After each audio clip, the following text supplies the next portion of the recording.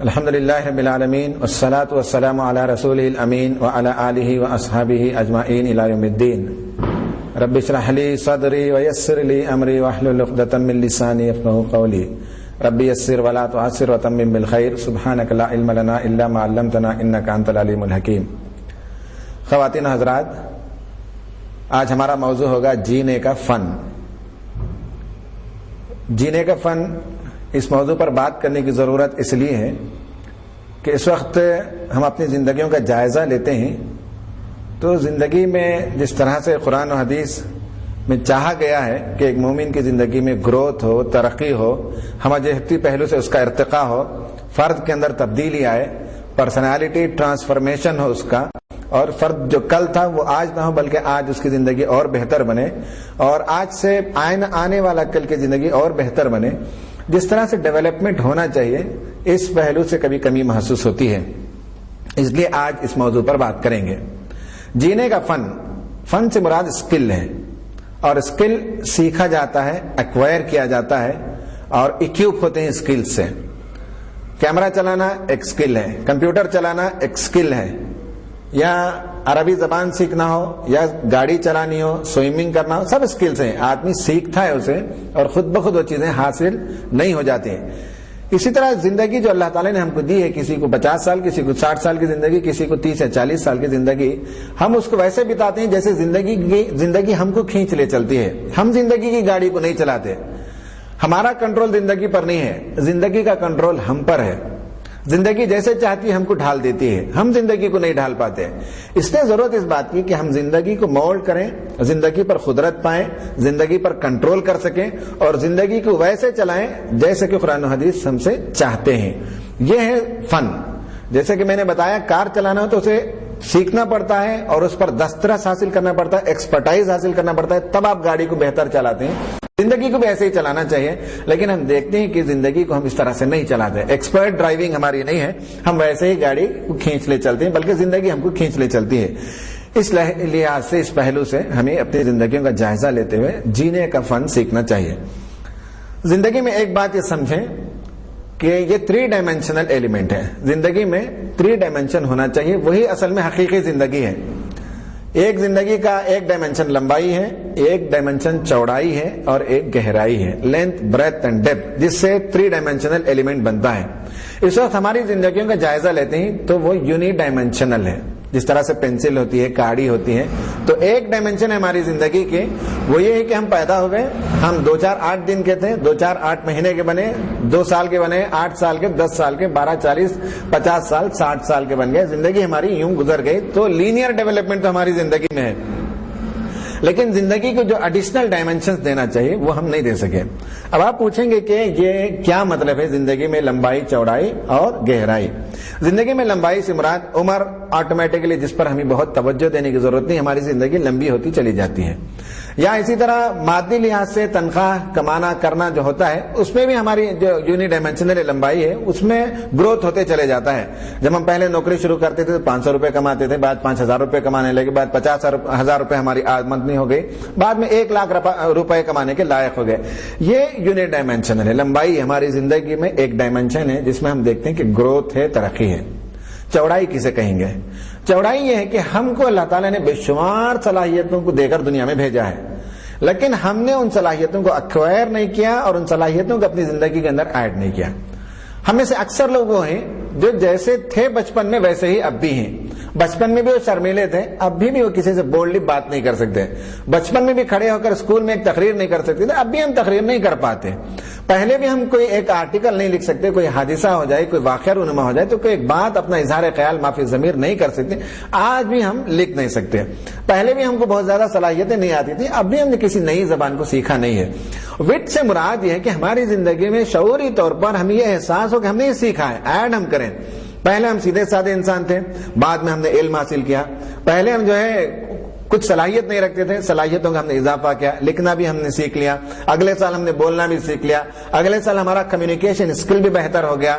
پھر اس سے آگے بڑھتے ہیں تو کبھی ہمارے اندر ایکسٹروورٹنس بھی آ گیا، پہلے جو جھجک تھی ہمارے اندر لوگوں سے ملنے ملانے میں، اس کو ہم نے دور کیا۔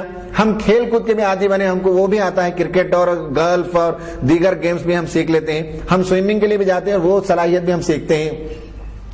اور اس طرح سے زندگی میں ہم ایڈ کرتے جائیں ایلیمنٹس کو، تو یہ ہوتی ہے زندگی میں وسعت۔ پہلے ہم صرف قرآن پڑھتے تھے، اس کے بعد ہم قرآن کا ترجمہ بھی پڑھنے کے عادی بنے، پھر ایک اور ڈائمنشن ایڈ کریں کہ ہم قرآن کو تفسیر سے بھی پڑھنے لگیں، پھر ایک اور ڈائمنشن ہم ایڈ کریں کہ قرآن پر خود غور و فکر کرنے کی صلاحیت پیدا کریں۔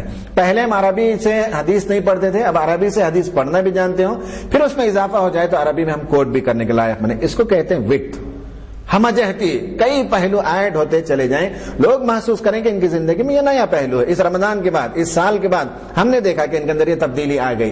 یہ آدمی شعوری کوشش کرے تو یہ پہلو ایڈ کر سکتا ہے، شعوری کوشش کے بغیر آٹومیٹیکلی ہم بہت کچھ بن جائیں ایسا نہیں ہوتا۔ تو غور کیجئے کہ ہماری زندگیوں میں یہ چوڑائی میں اضافہ نہیں ہوا، ہم جیسے کچھ تھے ویسے ہی آج بھی ہیں۔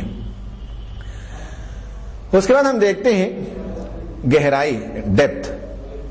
جو کام بھی ہم کریں اس کام کے اندر ڈیپتھ ہونا چاہیے۔ بات کریں تو اس میں علم اور عرفان اور حکمت کے خزانے ہم انڈیلتے ہوں۔ ہم کوئی بات لکھیں تو اس کے اندر بھی جو ہے ہم دیکھتے ہوں کہ ڈیپتھ ہو۔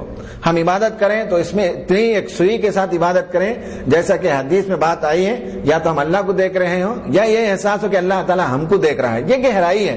دعا کریں تو ایسی دعا کریں جس کی ٹھنڈک دل کے اندر محسوس ہو، یہ نہیں کہ بس بیٹھے 2 منٹ کے لیے ربنا آتینا اور ربنا ظلمنا کہہ کر ہم نے اپنے ہاتھ کو چہرے پر مل لیا اور نکل کر چلے گئے۔ یہ گہرائی نہیں ہے۔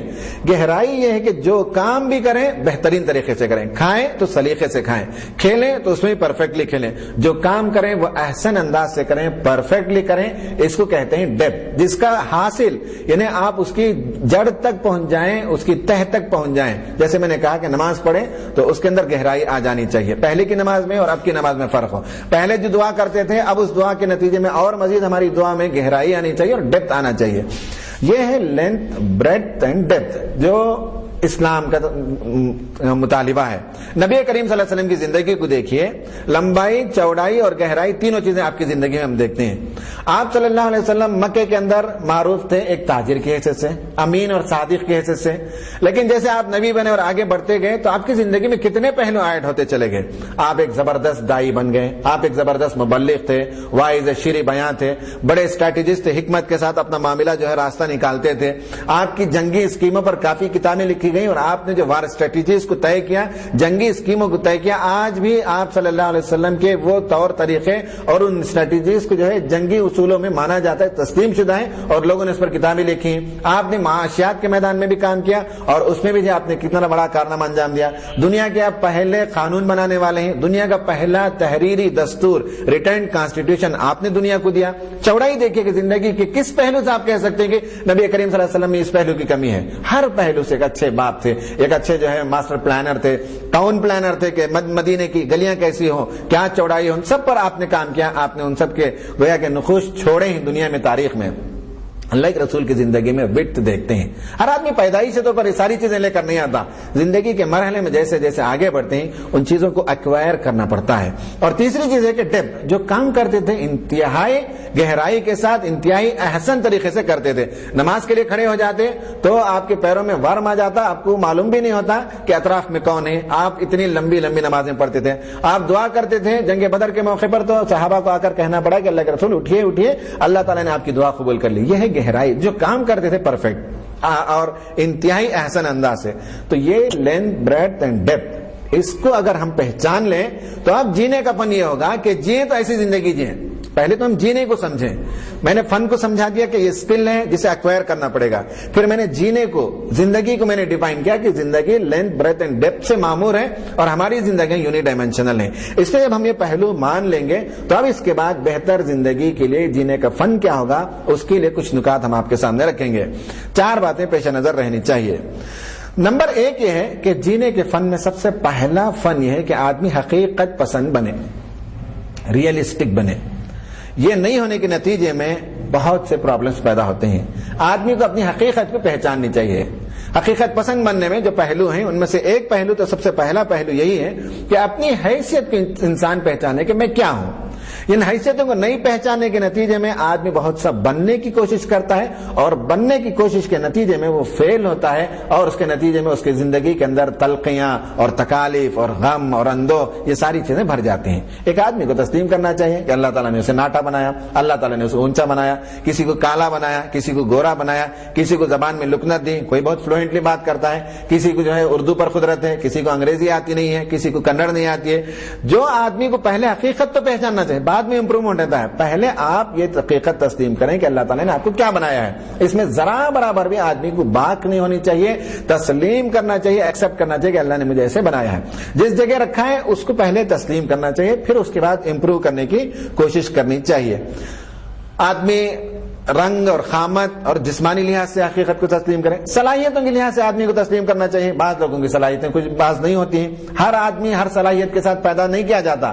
کسی کے اندر اللہ تعالیٰ کریٹیوٹی زیادہ دیتا ہے، کوئی آرٹ اینڈ پینٹنگ میں مہارت رکھتا ہے، کوئی بہترین نغمہ گوئی کر سکتا ہے۔ مجھ سے آپ چاہیں کہ ایک بہترین ترانہ پڑھو تو میں پڑھوں گا تو آپ سب لوگ اٹھ کر بھاگ جائیں گے۔ یہ نہیں ہے کہ اللہ تعالیٰ نے ہر ایک کو ہر صلاحیت نہیں دی ہے، کوئی گا سکتا ہے، کوئی بول سکتا ہے۔